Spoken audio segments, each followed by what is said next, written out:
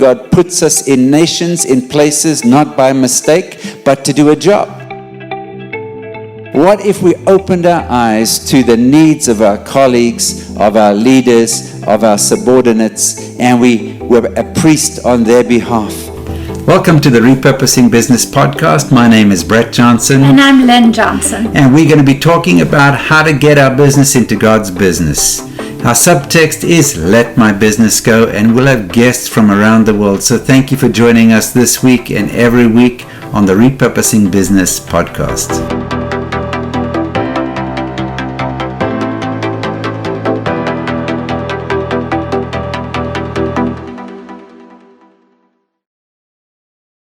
Quickly, right? We found you. Mm-hmm. So that was really the first time anyone started to say to us, hey, I have an actual framework for how you would operate a business from, you may or may not have used the word kingdom, actually, I don't remember, but from a biblical mindset. Yeah. Where most other, if there was a framework at all, which was rare, usually it was more like a concept or a philosophy someone was writing about. But if there was a framework, it was definitely not an operating framework. It was definitely not, look, here's all the, I'll use your favorite, here's all the 10 dimensions of your business, looking at each dimension, how would you actually operate this God's way versus assuming that the right way is the world's way and just with some prayer on top of it. Let me say, the frameworks and tools and teaching from Brett Johnson that we've been operating by for 20 years are still the most powerful tools we have for actually running a kingdom-minded business. Awesome. Amen. Thank you, Bart. I was just reflecting today. Yeah, I was just thinking about both of you guys. Well, Bart, you got two milestones. One is 20 years since we met you and 10 years since we married you.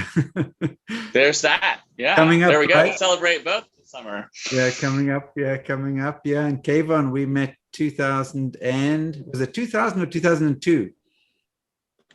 I want to say 2002. I think it was right around the time I graduated from undergrad. Yeah, that's right. So maybe I was about a year or a year and a half after Bart met you. Yeah, that's right. Well, Bart, thank you for the affirmation, and it's been great just reflecting back on who knows, when we were talking about Silicon Valley Fellowship and other things, and wondering about kingdom business in the Bay Area. Who knew that 20 years later we'd be talking? And you guys with another 20 years experience under your belt. So that's great, because this is the topic for today. Is we're talking about when capital meets eternity. And I think this is why I was very keen to chat with both of you. And thank you so much for taking your time to be on this podcast, is because we can get theory from the academics. We can get stuff about people who want a new world order in terms of change systems and going back to the gold standard or to the crypto standard or whatever.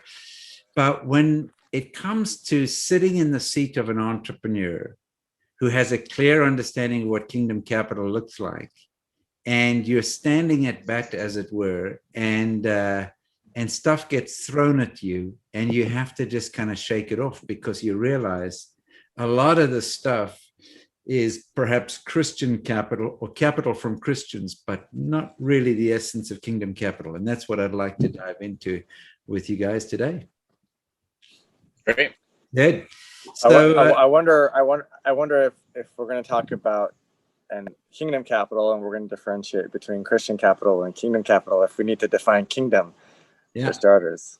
Yeah, let's do that. So before we do that, I'm going to just ask you to go back, each of you, a little bit on your journey. Where do you come from, and how did you end up where you were? So Bart, why don't we start with you, because you had a more traditional background from a study perspective and so forth. And when I met you, you were actually working at eBay, but give us some of your background. Yeah, well, thanks for referencing my very traditional background. Now it's actually sexy to say that I'm actually a rocket engineer.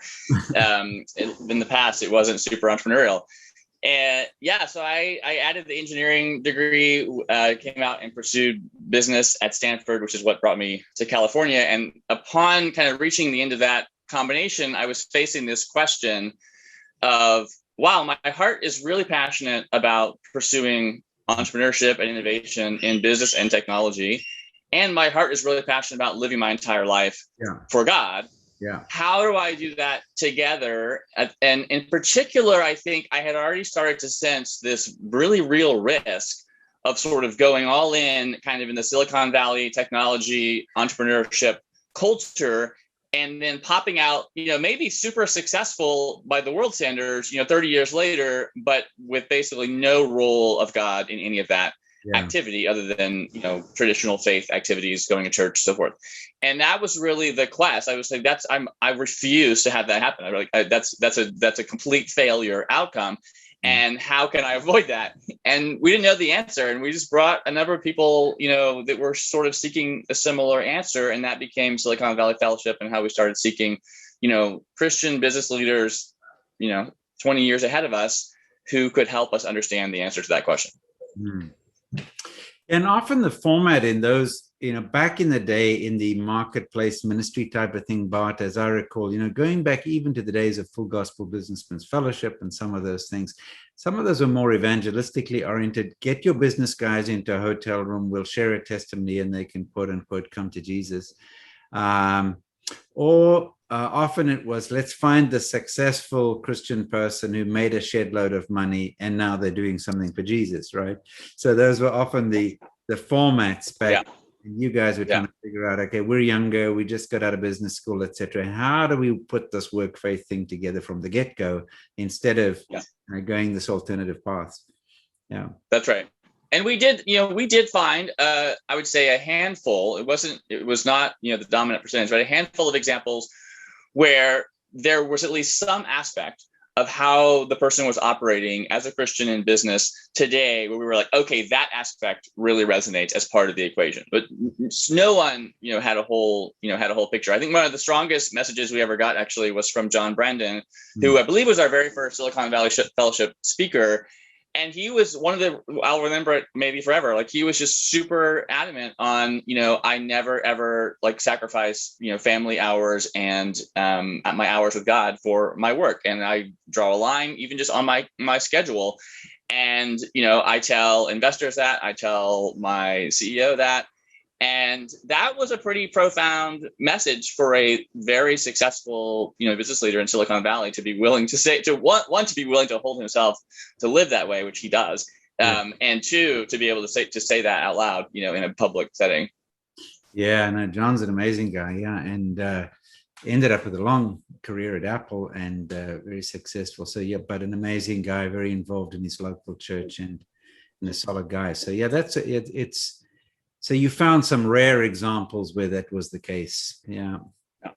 And quickly, right, we found you. Mm-hmm. So that was really the first time anyone started to say to us, hey, I have an actual framework for how you would operate a business from, you may or may not have used the word kingdom, actually, I don't remember, but from a biblical mindset. Yeah. Where most other, if there was a framework at all, which was rare, usually it was more like a concept or a philosophy someone was writing about. But if there was a framework, it was definitely not an operating framework. It was definitely not, look, here's all the, I'll use your favorite, here's all the 10 dimensions of your business, looking at each dimension, how would you actually operate this God's way versus assuming that the right way is the world's way and just with some prayer on top of it. Yeah, that's true. That's true. Yeah. So, well, I'm glad that we were able to connect on that. And it is so important because that was one of the challenges that we found when we started the Institute. I'd been involved with frameworks at KPMG, Pricewaterhouse, CSC, etc. And we wanted to develop frameworks that would work with any organization because the principles are universal, but they're solidly based on a biblical perspective on up. And so, yeah, so it was great to connect on that. And so Bart, you studied rocket science, went to Stanford, did an MBA, then you were working at eBay, and they were warmly welcoming of the fact that you wanted to do some kingdom business stuff or not. They were? Huh. I remember that slightly differently. Yeah. I remember feeling pretty comfortable, sharing dimensions of my faith and, journey and even questions with my team and with, peers. So there was definitely not a cultural animosity in any way to that pursuit. but structurally, it was not super friendly to actually making changes to your life to implement that pursuit, And so the one I think you're thinking of is the very first venture to South Africa that I was going on. And I think I had it's roughly a 3 weeks time off. And I think I had given them something like 6 months notice, right? Because we were doing the training, 9 and 12 months in advance. And somewhere around, not super far ahead of time, 4 weeks, 6 weeks before the departure, it was like, oh yeah, Bart, the senior VP of the technology area, is wants you to cancel this, trip. And that was coming from my boss. And I was like, oh, okay, well, you'll just need to explain to her that it's like a, business mission trip that it's not a vacation. I can't just reschedule it, so, I'm not going to be, canceling it. And by the way, like I have all of my work in my project totally under control. And here's the plan, people can handle it.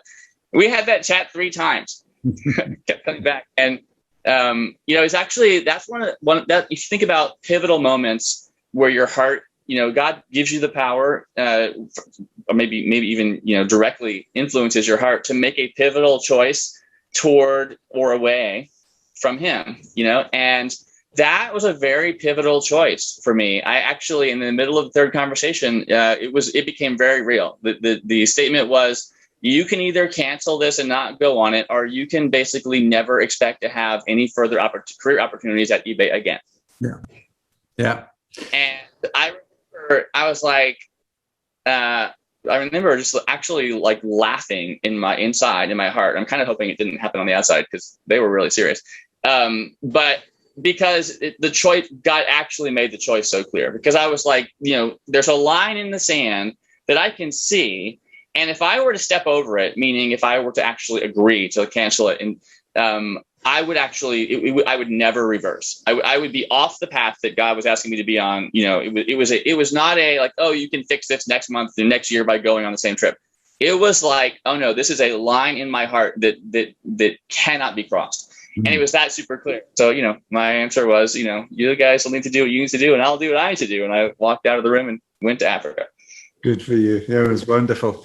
Fantastic. So, Kevon, your background, tell us a bit about your story, because it's fascinating. You've been, I don't know if you were an entrepreneur from the womb, but certainly you seem to have been quite active. Tell us some of your story.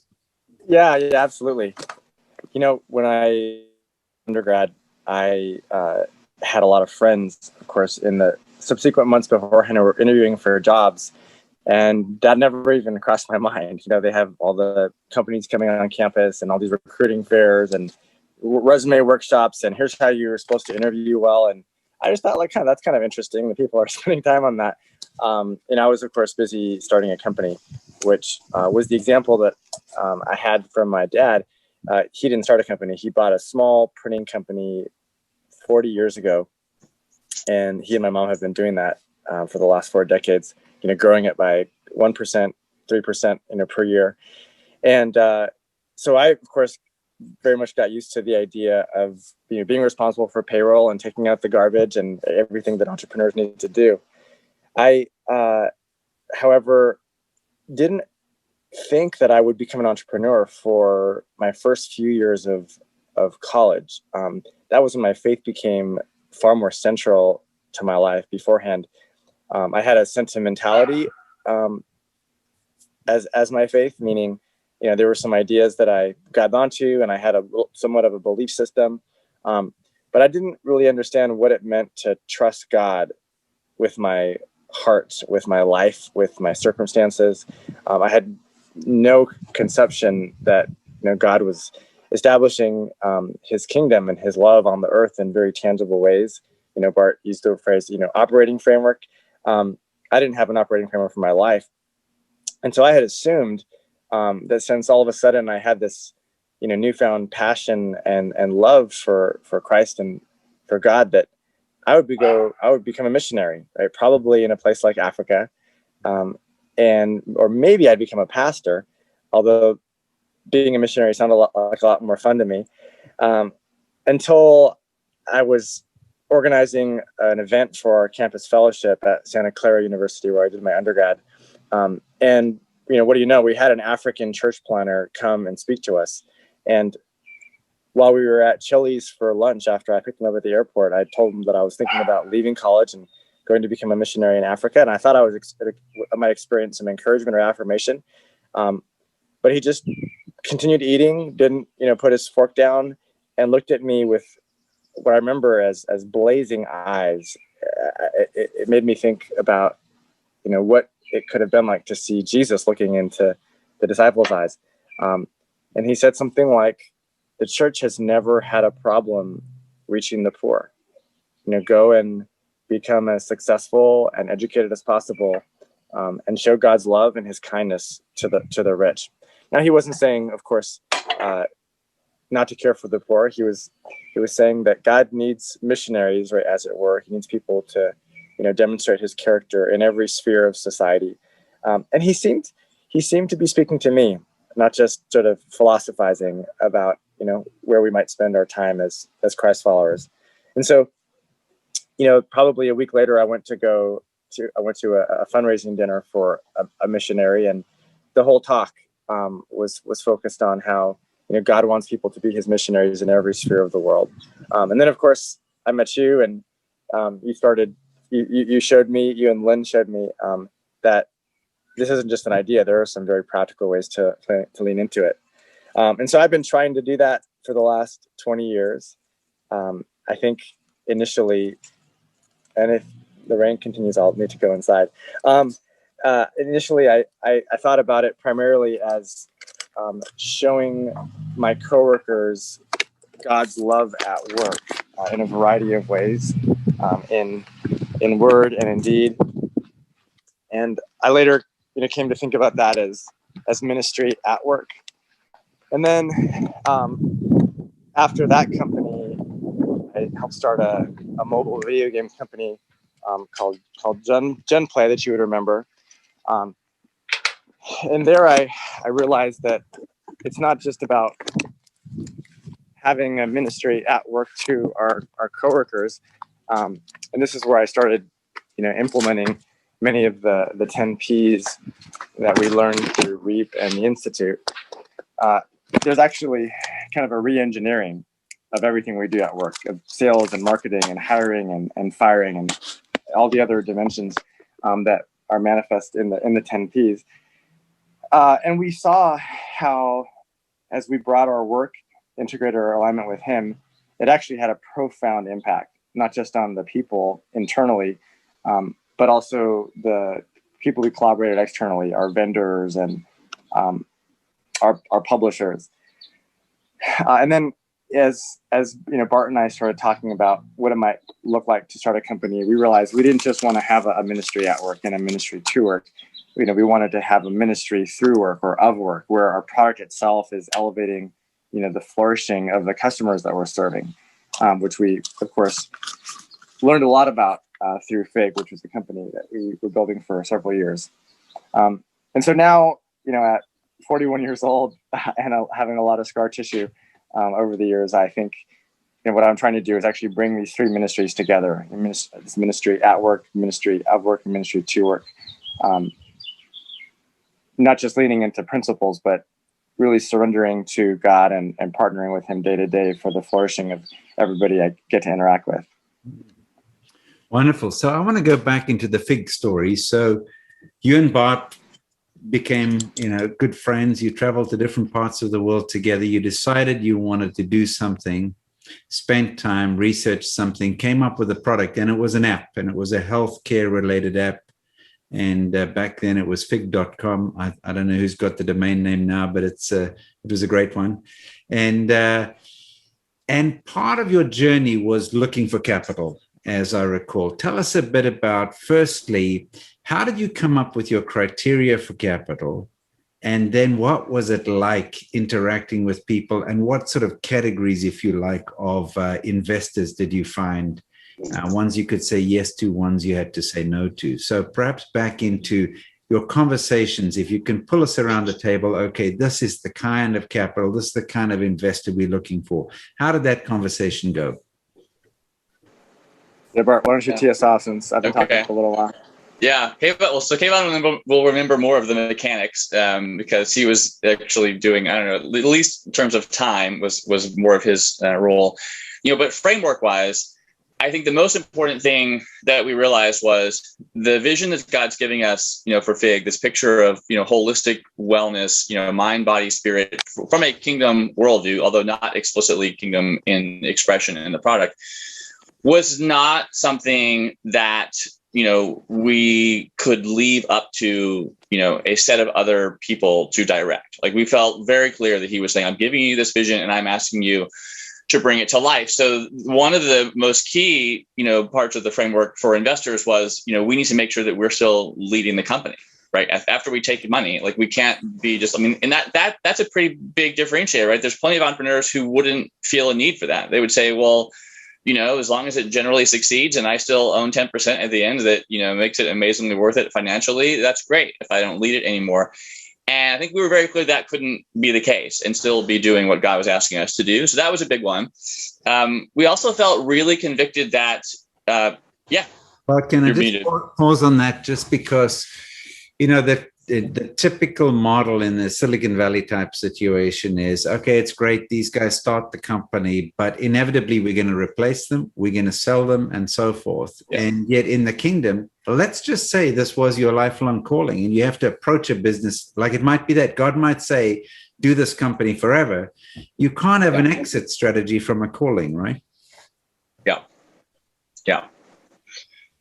Yeah. And so I think we also realized, back to the operating plan, that, God was asking us to run this company dramatically differently than probably anyone else we knew. We have since probably found a handful of examples of, folks who actually apply, kind of the actual kingdom operating plan, but it's still quite rare. And so we're like, doesn't matter what we say, like how we describe it, like any of our investors are not going to likely have experienced this, ever before. And so we need to be like super clear what that means. And we need to be super clear that, hey, God's going to be sitting as the chairman of the board at the table. We're going to involve him at critical business decisions, on a very regular basis. Like, Kevin and I did it every Monday and different times of the week. And he's going to direct us however he's going to direct us, which means we're not going to always be following the answer you would have gotten from the Stanford MBA playbook. Yeah. Can't tell you how many times it's going to be a little bit different, how many times it's going to be way different, but we can tell you that's going to happen. Yeah. And so it became very important to us as a litmus test, I would say, that we actually described that scenario and made sure, because I think we felt very convicted not to try to get people who weren't comfortable with that just to give us money, even though it could fund the vision. I think we felt very convicted that they need to know, like, they're joining as a partner in this mission. And it's, we didn't hold it up quite as high as you would hold up, consideration for a marriage, right? But we put it in the similar category. Like, you're about to partner on a God-given mission for potentially decades with people. Like, we need to make sure they're on board for the type of journey God's giving us. Yeah. And we had a spreadsheet. We had a bunch of criteria. I think we had scores for different attributes. But those are some of the big ones. And there were times, one more. Kevon and I both committed to always pray by name for every investor. So even if they met the criteria that I just shared, even if they met this whatever scoring algorithm we did in the spreadsheet, we still would never take a check from them unless we both prayed about it and we both heard a yes. Yeah. And there were times when we got different answers and did not take the money. And there were times when the money showed up before we had a chance to pray. And we both prayed and got a no and gave the money back. Wow. Yeah. So I think the way I think about that is like, who did we seek capital from? And then who did we actually invite to join the team, right? Yeah. To partner with us. And I think Bart covered the second part completely, right? It was just sitting before God and saying, what do you think, God? And sometimes it was hard because intellectually and emotionally, we were really excited about this person. But God seemed to be saying no. And of course, that's an awkward conversation when you feel like there's all this relational chemistry and you think this person is actually going to add value to the business. Who we sought was really people that aligned with our principles, right? Bart and my principles, and the principles we thought, God was leading us to build into the business. They were pursue the truth, affirm human worth, cultivate authentic community, and becoming and achieving or taking new territory. We went back and forth in the naming of the last one. And so we would just ask ourselves, while we're talking to these people, do they embody these principles? Are they more interested in seeing a company that stands for flourishing, or are they exclusively interested in seeing a short-term ROI, right, on their investment? Are they willing for us to pursue truth even when it's inconvenient, or are they comfortable with us, cutting corners if it means that we'll see the revenue grow a little faster, right? For example, and we talked a lot about how we were doing that practically, and we asked them a lot about their stories to understand, what ultimately is governing them. I think that the same framework that Jodine Blackshaw shared with me for my courtship actually became what we did very practically with these investors, which is intellectually, how are we processing the fit between who they are and what we're trying to build, right? Not just culturally, but also the business and the specific areas of expertise that we need to build a great company. Emotionally, how connected do we feel with these people? Is there, a strong compatibility? Or would we not even want to sit by them, on an airplane for a few hours? And then lastly, and again, Bart already covered this, what is the Spirit of God saying to us about this couple or this investor? Yeah, very good, very good. So you did a good amount of due diligence. Now let's talk about Christian and kingdom, because Bart, as you say, many, many years ago, our short reading list was maybe 10 books, and some of them were way off the mark, but business. And I remember back then thinking, well, by about 2005, every church will have a kingdom business department, just like they have a Sunday school or something. Now it's taken a little longer than that, but the fact is there's a lot of stuff out there. And even on the investment side, there's a lot of Christians who now have more net worth, and maybe they're investing smaller amounts, but they're saying, I want to do something with my capital. And do you think the distinction between somebody who knows Jesus and is going to heaven, who's a Christian by name, and somebody who's pursuing the building out of the kingdom of God in every aspect of their life, that distinction at a personal level, do you see that same distinction at the capital level? Absolutely. Yeah. I would say that then and today, there are many, many, many, many Christians with large amounts of money that they have direction over that I would not describe as kingdom aligned capital.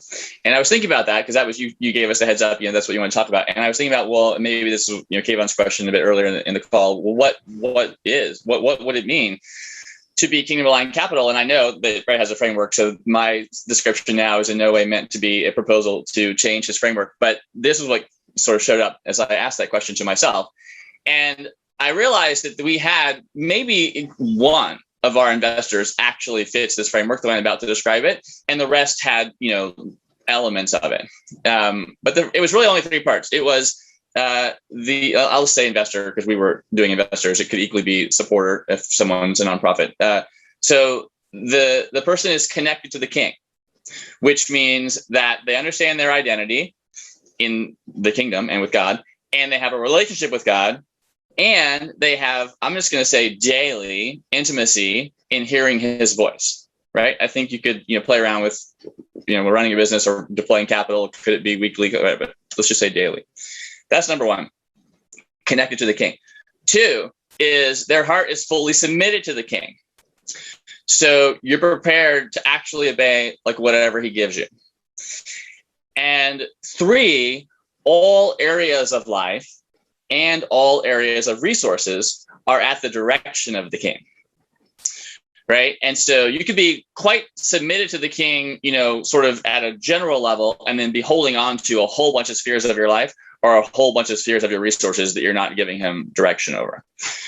So to me, when you put those three in combination, that was a pretty simple equation for me. Like that would result in the king directing your capital toward the area, of his bringing the kingdom to earth that he wants you to be involved in. And I would, Kevon might say we had more than one. That one very specific investor comes to mind that clearly looked exactly like that. And when we would be also very deliberate to share, because we were looking for the types of investors that we described, many of them did not have a history of investing in technology startups. That wasn't their primary gig, right? Some of them had done in some areas of startups, but not technology. Some of them had never done this type of investing, and they were like willing to go and make us be there the first time they did it. And so one of the things we were always very clear to share is, this is an early seed stage, high risk venture. You can lose all of your money. And we were really clear. And we're like, we really hope that doesn't happen. And we're very confident God's given us this vision, but that's how these things can work. And so this particular investor was like, oh yeah, okay, that no problem. And it was so fast. I think we were like, and Kevon, I think was the one that asked it. He's like, wait. How are you so comfortable with that? And he's like, well, it was really simple. I talked to the Holy Spirit about this opportunity. He said, yes, I should invest. So I'm giving you a check. And he's like, whether that comes back around as a return on my investment is irrelevant. It might, and I can use it again and find the next thing, or it might not. But that's not part of my obedience. My obedience was, I'm in a relationship with God. I put this before the Holy Spirit. He said, give, and I think he even got the specific amount in prayer, and I'm obeying.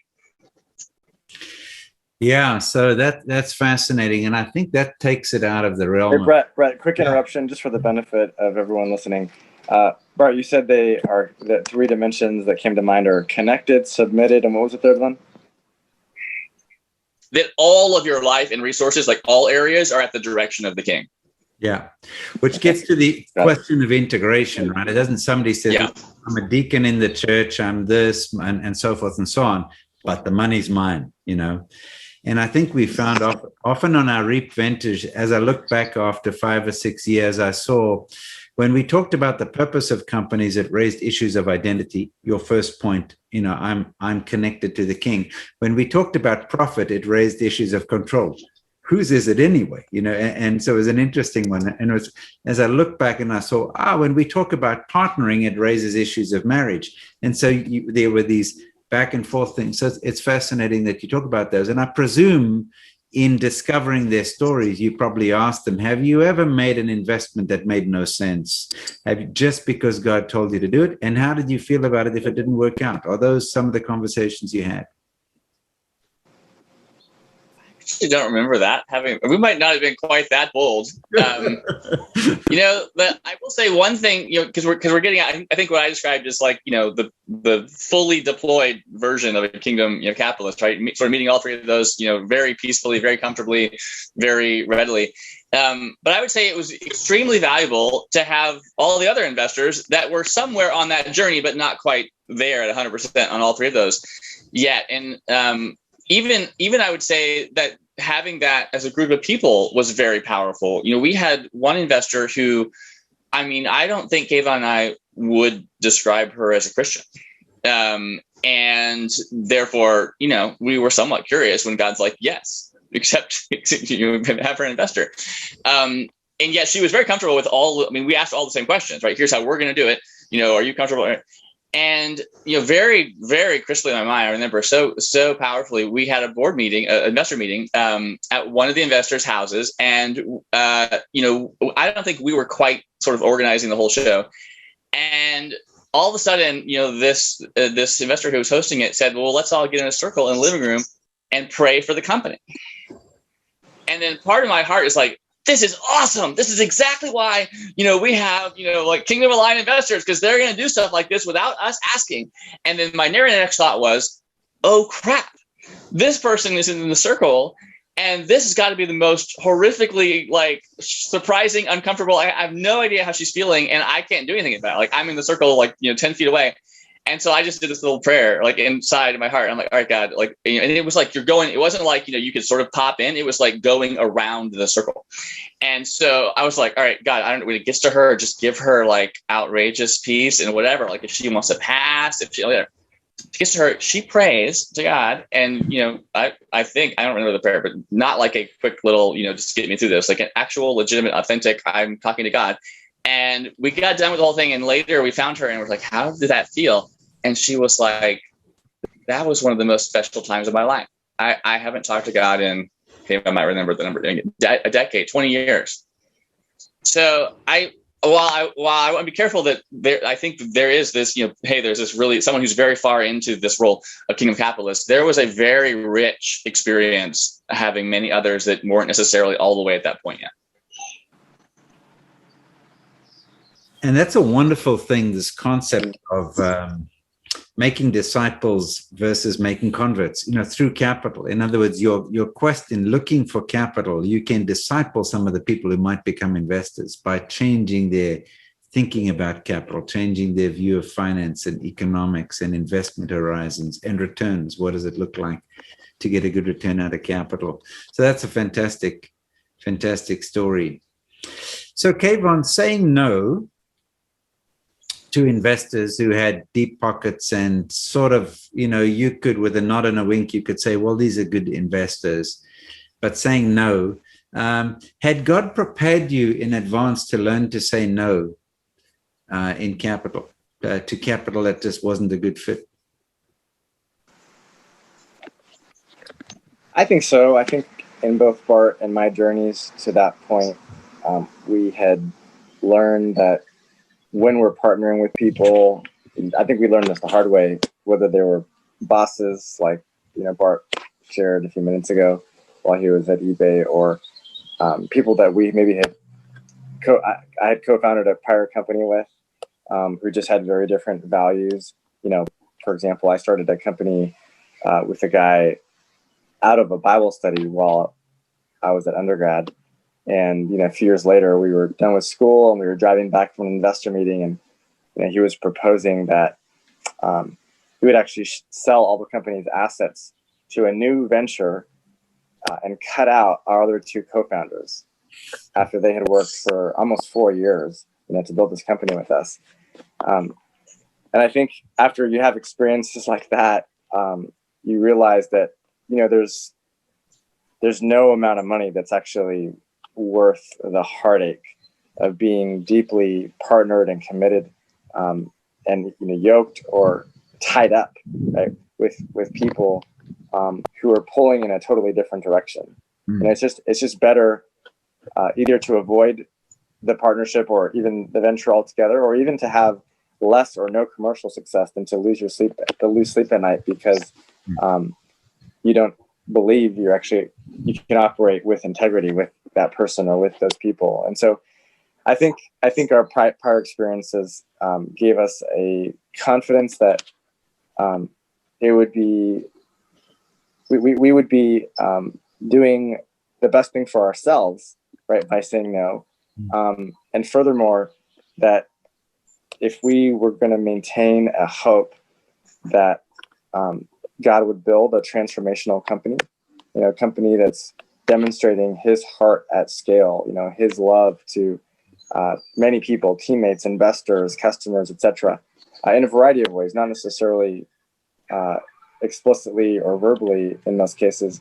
It would need to be built on a bedrock of integrity. And so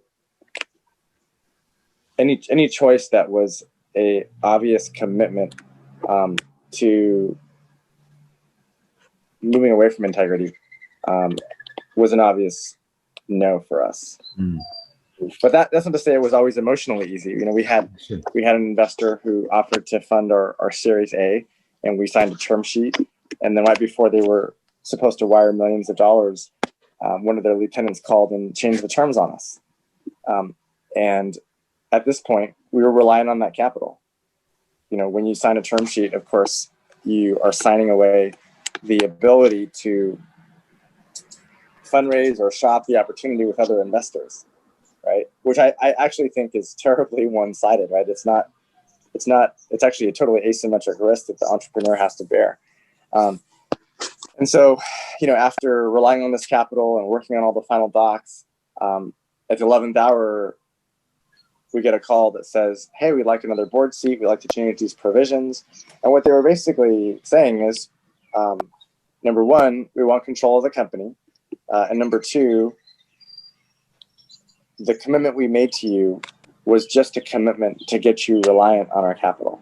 Yeah. We weren't actually serious about our word and our word in writing. And so we had a really hard choice, right? We could, at that point, say no, kind of stand our ground and leave it up to the investor to honor the original terms with a large probability that they would walk away. And the company would be out of money. There wouldn't be time to fundraise again. And perhaps God would supernaturally and quickly give us a replacement investor. But objectively and practically, that looked very unlikely, given the remaining time we would have. Or we could choose to compromise and hope that somehow, some way, we'd be able to build a company based on integrity with our largest investor seemingly lacking it. And we prayed and we thought and we talked and we deliberated and we involved our wives. And at the end of the day, came to the conclusion that if we're to build a company that is pursuing the truth, we need to have our largest investor who shares that principle. And we very much sensed an affirmation, at least a piece from God that we should stand our ground. And the investor walked, right? And this dream that we had spent several years pursuing with a lot of sacrifices, right? Including capital that, people we love, potentially would kind of go up in smoke, at least from what we could tell. And so we did stand our ground, and the investor walked, and we ended up, closing the company. And so it was a very, sad period of our lives, and we very much felt, I think, let down by God. At least I did, for a while. But if we're not willing to make hard choices, then I don't know how important those principles actually were. Yeah, I'm glad you shared that, Kevon, because there's too many stories where you just hear the so-called cosmetically successful story, but not some of the heartache that goes with principles can cost, and the beliefs that you have can cost, really. Yeah. Okay, so switching gears, you guys are two creative guys, so here's something I haven't given you any warning about, but let's just say the three of us were to set up a fund for kingdom investing, and speaking to other potential people who could come in as co-investors. And somebody gave us the first $100 million. So it's substantial. It's a decent amount to get going. Obviously not enough to solve the world's problems, but enough to get going. And others were saying, yeah, we want to be part of this. How would you advise people who want to shift from being, I'm a Christian with capital, to I want to be a kingdom investor? We haven't spoken too much about the purpose of the investments, what we would do, the focus of the investments. How would the two of you advise people who said, okay, I love Jesus. I have everything on the table. I'm trying to hear his voice. I'm trying to obey, but I haven't really thought through how I deploy capital, the purpose of the capital that I'm deploying. And I want to have these criteria that you talk about, but how do I go to the next level? What advice would you give for people who are sitting with capital and who are saying, okay, I want to deploy that more strategically, and I want to actually be involved in building the kingdom of God with my capital? So there's two parts to the question. Either, I want to join your fund and we're doing this, or I want to just direct what I have. What suggestions, recommendations would you have? I think the first thing that comes to mind for me is asking yourself, what purpose do you have for this capital? And if there's any answer to that, then is whatever God's purpose is. I don't think it's kingdom capital. And I think most Christians with capital to deploy, when they think about, I would like to take a step forward to, deploy this, and they might even use the word, do something for the kingdom. That answer is not blank. It's not for whatever God's directed purpose is. It's got things already in it. It's like, oh, and I expect this to come back and as a return that I can use again or in the future, or I expect this to be at least as good as the market financial return and have, kingdom impact on top of it. It's like a bonus. I expect this to accomplish evangelism because there's nothing else in the kingdom besides evangelism. We heard all those, by the way. So I think that's the most important thing, is to be like, am I actually prepared to do, if you go back to my list of 3, that this is at the direction of the king? Or do I have a bunch of boundaries and prerequisites that I'm attaching to it that I'm not willing to let go of? And I would actually say it's the job of the fund, raiser to make that criteria clear. How do you view it? Do you view it as it should be returning market return plus a bonus of, kingdom impact? Do you view it as it should be doing market return, but it only goes to Christian-led companies? I think that's as much, for the person raising the fund and running the fund to communicate, a framework, because I would say almost no one will have heard the framework that I just said. Oh, I'm willing to take, $1 million thing. Now, if their $1 million thing is sitting over here in this, and we may or may not have time to go into the extremely dichotomized mindset around nonprofit dollars and for-profit dollars, we heard that, we experienced that a lot. If the $1 million is sitting over here in the nonprofit category, in whatever structure it's today, I think you might be able to move them more easily right toward the version I described as an investment than if it's sitting in the for-profit. But even that label, right, is communicating that this money is not actually at the direction of the king, right? It's got prerequisites. It has to work in a certain way. Brad, I think you're on mute, but I can add to what said. Okay, go, Kevon, go. Yeah. Yeah, I agree with everything that Bart said, and maybe that's a function of him rubbing off on me. But that I started with the same place. I also think there's some very practical things people can do. I would recommend reading your books, Brett, because that'll give them very practical questions to engage their own heart with, as well as practical questions to ask the entrepreneurs.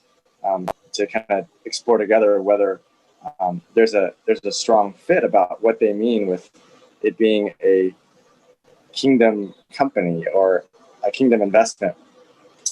I think also there's at least 4 growing communities of people who are trying to do this at various points along the spectrum that Bart talked about earlier, right? From the faith-driven investor marketplace that is matching up investors with each other and investors with entrepreneurs.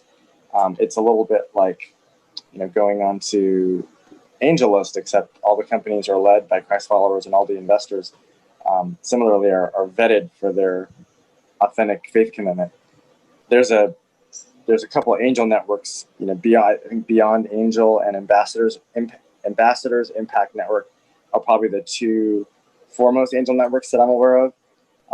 And from my preliminary conversations with them, there's a lot of thoughtfulness and sincerity with Beyond Angel, Ambassadors, Impact, and Sovereign, and the Faith-Driven Investor Marketplace. And then there's a lot of content that Faith-Driven Investor has been putting out to complement, Brett, your books, where they're literally just interviewing investors about their motivations and how they process investment opportunities. And gosh, I think it's so helpful to learn from other people. And so those are some places that I would go to not only connect with people, but to learn more. Yeah. No, I think Henry Kestner and the folks there, the team there, have been doing stellar work on that. And it's certainly just opening up the thinking of people. I think I was really blessed to have come across people, some of them out of the CB is out of the International Christian Chamber of Commerce many, many, many years ago, who decades ago, the one guy invested in China for 2 decades, losing money every year because God told him to do it. And it established credibility, and it built relationships that eventually led to something, but might not have been a return of capital. So I love your thing about purpose. What is the purpose? And in the repurposing business side, we talk about getting your business into God's business. Same thing with the capital side, getting your capital into what God is doing, investing where God wants to do things, and rethinking success, rethinking impact. I was speaking with an impact investor guy a couple of years ago, and he said, I meet a lot of Christians who talk to me about their plans, and the term sheets they give us are exactly the same term sheets as everybody else. We exit after 3 years or 5 years, and it's like, hold on, we don't understand this. We thought this was your life calling, and but you're going to exit. Yeah. So getting them on the journey, and certainly it's interesting on the outside of the Christian world, there seem to be funds that want to tackle global problems. Whether it's the Millennium Development Goals or the Sustainable Development Goals or other things, there seem to be others that are going after some of those problems, but capital always has an agenda. And so it would be good to see more people of faith who are going after the problems that are on God's heart. And the criteria is, they on their own might not solve their problem. Yeah, they might not solve the healthcare problems or the whatever problems they are. They might just be part of it. So the fruit might not end up on their tree. Okay, so those are good. And I do think that focus helps. It's just like investing in a specific venture, right? Like Kevon and I had investors who, I think, while they weren't doing that 3-part flow that I described, where, okay, I'm doing this only because, the Holy Spirit, told me, but one of the main reasons was because they really resonated as Kingdom, the view of wellness that God had put on our heart to pursue. And so they may have no idea what it really would mean for us to be submitting to God, every week, major decisions. They might have no idea how it would play out, in terms of return. But they're like, oh, I am very comfortable, getting a consistent, peace or impression from God that deploying my capital toward a Kingdom version of wellness. So I do think giving it, a focus that is on the heart of whoever is, whether it's a particular venture or a particular fund, and then having the investor be confident that God's calling them to put resources toward that purpose, pursued in a Kingdom way, is sort of a good mix where, okay, there is actually kind of an agenda, but it's an agenda that God's given both of us. And it's the agenda really only is how might we redeem this sphere of the world with capital? And then the actual letting God run it is still very fluid in that and not constrained. Well, gentlemen, that's a great way to wrap up. Bart, I think you summed it up well. Bart and Kevon, thank you so much. Appreciate the time, and appreciate you sharing your perspectives. And if you have resources you want to recommend, let me know, and we'll put those in the show notes for people. So I just wanted to say thank you, and thank you for taking the time.